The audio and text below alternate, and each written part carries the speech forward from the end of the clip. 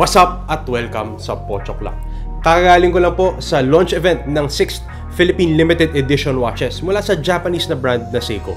At dahil nakakuha ko ng dalawa sa tatlong relong yan, minabuti ko na itong video na ito ang gawin kong pinakaunang review dito sa Pochoclock ng isang relo mula sa isang mainstream brand, ang Seiko. Ang mga naunang Philippine Limited Edition watches ay lumabas taon-taon simula noong 2020 at naging inspirasyon ng mga ito ang ilan sa mga katangi-tanging lugar at hayop dito sa Pilipinas. Natatangi ang 6th Philippine Limited Edition watches dahil tatlo ang version nito na tig 1,000 lang ang ginawa.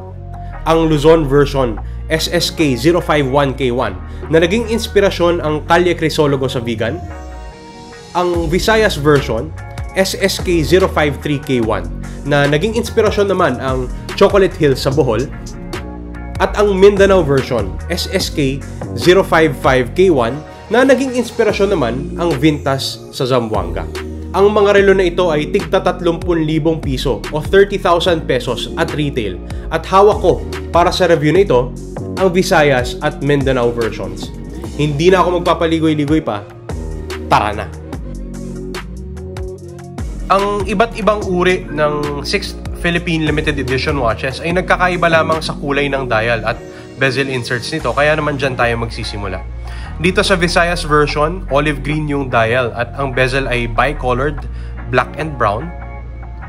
Dito naman sa Mindanao version, mapapansin nyo, ice blue naman yung dial pero yung riho niya kulay puti, and then yung bezel niya bi-colored black and blue.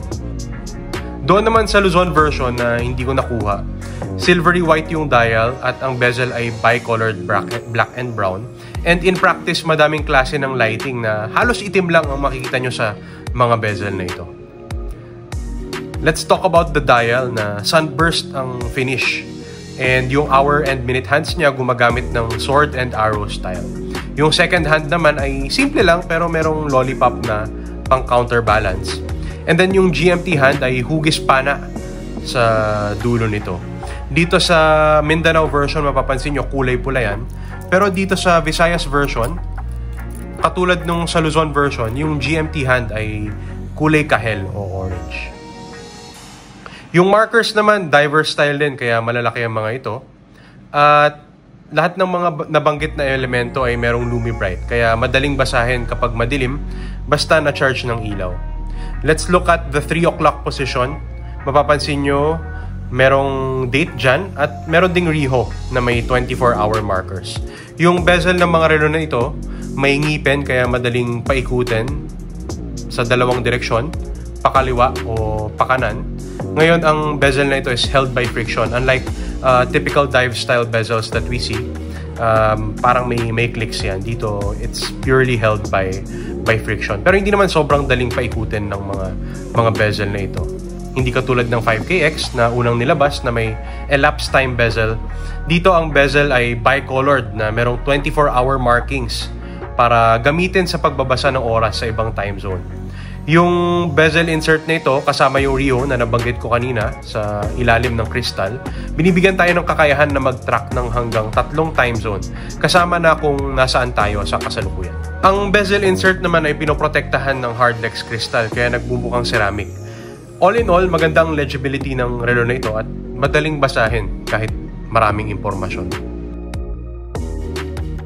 Ang case ng mga relong ito, katulad ng case ng ibang SKX GMT watches, ay 42.5mm pahalang, 46mm patayo, at meron itong kapal na 13.6mm. Ngayon yung kapal na yan, hindi yan nadadagdagan ng crystal dahil ang hardlex crystal in this case is flat. Pero meron pa ring cyclops at the 3 o'clock position para madaling basahin ang petsa. Merong crown guards sa taas at ibaba ng crown, pero yung crown mismo wala yung branding at hindi rin ito screw down. Sa kabila niyan, yung relo ay may water resistance rating na 10 bar or 100 meters.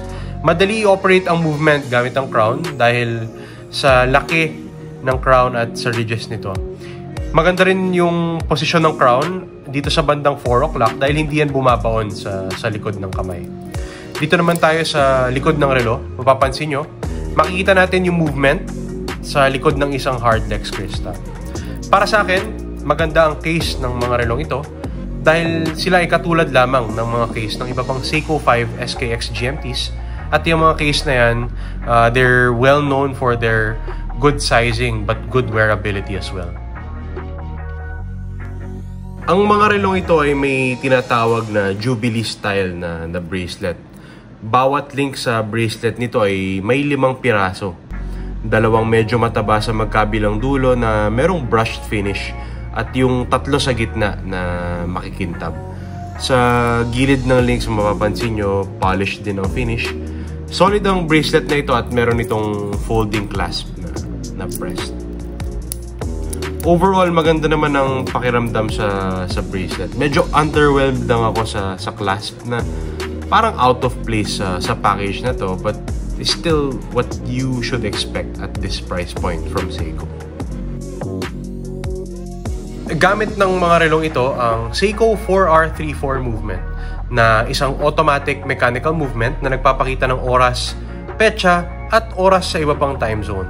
Yung panghuling kakayahan ay tinatawag na GMT o Greenwich Mean Time Complication bilang pagpugay sa universal na reference ng oras dito sa mundo natin. 2 uri ang GMT movement, isang traveler style at isang color style, at ang 4R34 ay color style kung saan sa nakatakdang posisyon yung crown ay posibleng galawin para mapagalaw ang GMT hand. Ang frequency ng movement na ito ay 3 Hz. Meron itong power reserve na 41 hours at merong accuracy na plus 45 to minus 35 seconds per day. Ang movement na 4R34 ay kita sa relo na ito at kahit hindi pinaglaanan masyado ng Seiko ng panahon ang pagdisenyo sa movement na ito, maganda pa rin yan para sa beginner collectors para ma-appreciate ang kaibahan ng mechanical movement sa quartz movement. Noong 2022, unang lumabas ang 4R34 movement sa loob ng mga pinakaunang Seiko 5 SKX GMT at ito ang pinakamurang mechanical GMT noong mga panahon na yon. Para sa akin, makasaysayan ang movement na ito dahil naging accessible ang mechanical GMT movement. Binigyan din ito ng kakayahan ang mga micro brands na maglabas ng sarili nilang estilo ng mga GMT na relo. At ang 6th Philippine Limited Edition watches ay makasaysayan din bilang pinakaunang Seiko Limited Edition watches na Pampilipinas lang na merong GMT complication. Paulit-ulit ko nang binabanggit sa channel na ito na fan ako ng classical sizing. 35 to 38 mm yan sa mga field at dress watch. At sa mga relo katulad nito na may makapal na bezel dahil maraming impormasyon na nakalagay, sagad na sa 41 mm sa totoo lang. Ang relo na ito ay 42.5 mm across, pero dahil sa magic ng Seiko, hindi ko yan dama at gustong-gusto ko nga ang sizing na ito. Saktong-sakto lang sa 7-inch wrist ko. In fact, yung Visayas version ay kinuha ko para sa aking asawa at nadadala naman niya ang relo. Ibig sabihin, pwedeng-pwede din sa mga babae ang relong ito in spite of the daunting or intimidating size at 42.5 mm across.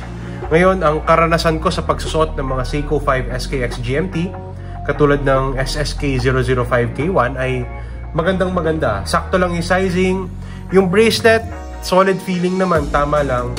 Pero yung clasp, medyo underwhelming. Pero sa entry-level mechanical watches ng Seiko kasi, expected yan.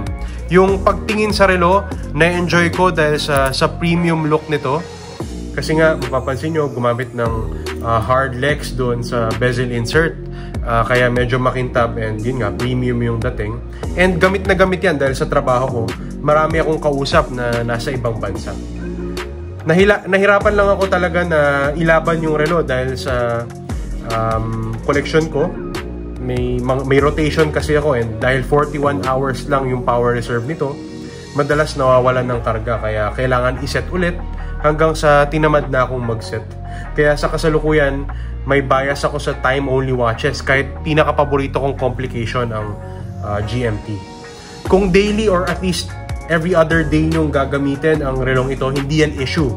At bukod dyan, na-elevate ng pagiging Philippine Limited Edition watch ang wearing experience ng relo na ito kumpara sa mga ibang Seiko 5 SKX GMT dahil siguro mapagmamalaki nyo to as an exclusive.